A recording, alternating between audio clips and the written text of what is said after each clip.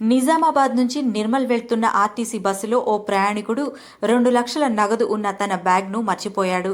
దాన్ని గమనించిన bus driver, conductor వెంటనే డిపోలోని ఆర్టీసీ సిబ్బందికి సమాచారం అందించగా వారు బ్యాగ్ పోగొట్టుకున్న ప్రయాణికుడికి అందజేశారు. కాగా ఆర్టీసీ డ్రైవర్, కండక్టర్ తీరుపై అభినందనలు వెల్లువెత్తాయి.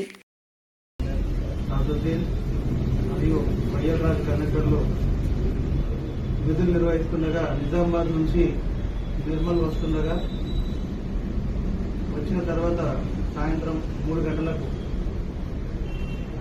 బస్ స్టేషన్లో అప్పటి వరకు ప్రయాణం చేసిన ప్రయాణికుడు తన దగ్గర ఉన్న 2 లక్షలతో విలువ కూడిన బ్యాగ్ను బస్సులో మర్చిపోవడం, వెంటనే ఆ బస్సు యొక్క కండక్టర్, డ్రైవర్ గారు ఆ బ్యాగ్ తీసుకొని ఆర్టీసీ అధికారుల దగ్గరికి వచ్చి ప్రయాణికులకు అందజేయాలని కోరగా